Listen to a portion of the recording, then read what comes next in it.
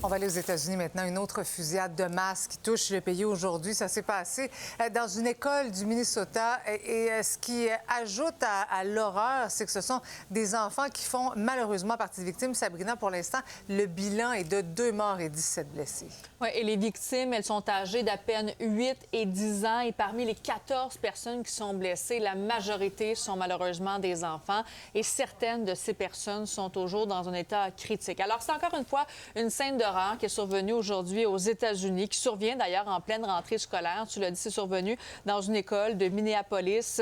C'est à l'intérieur d'une église, donc de cette école-là, survenu vers 8h30 ce matin. Le tireur aurait tiré des coups de feu de l'extérieur. Ça aurait passé à travers d'une fenêtre. Et il y a un groupe d'enfants qui était tout simplement en train de célébrer, d'assister à une messe. Ils étaient tous assis sur des bancs.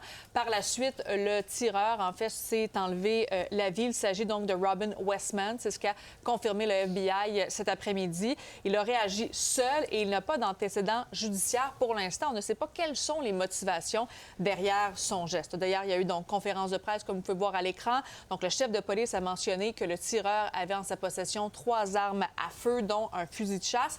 Les armes qui ont été achetées légalement et récemment également. Il y a la police également qui enquête sur des vidéos qui auraient été publiées en ligne, donc tout juste avant les événements d'aujourd'hui. Alors, Donald Trump, effectivement, a dit qu'il suivait la situation de près. Je vais vous laisser entendre d'abord le témoignage d'une fillette qui se retrouvait à l'intérieur de l'école. I saw the shooting, and I was like, oh my gosh, I'm so scared. And so a teacher led me downstairs to the preschool classroom. And so I went there, and me and my friend Cece were just praying. It breaks my heart, makes me sick to my stomach, knowing that there's probably people I know that are either injured or maybe they were even killed. Je vais revenir sur cet événement-là avec Valérie Baudouin un petit peu plus tard dans ce bulletin.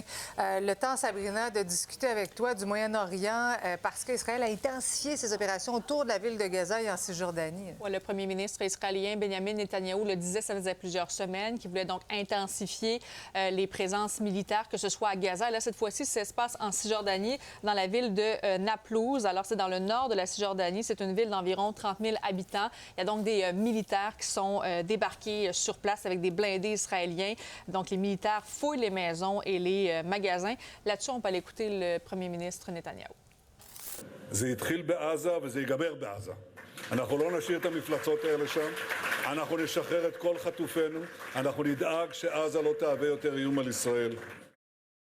Simplement dire que pendant ce temps, il y a une réunion qui est organisée du côté de Washington pour justement parler de Gaza. C'est une réunion qui a été prévue par Donald Trump et il y a donc les chefs de la diplomatie américaine et israélienne qui sont réunis aujourd'hui pour tenter peut-être d'un possible cessez-le-feu. Merci, Sabrina.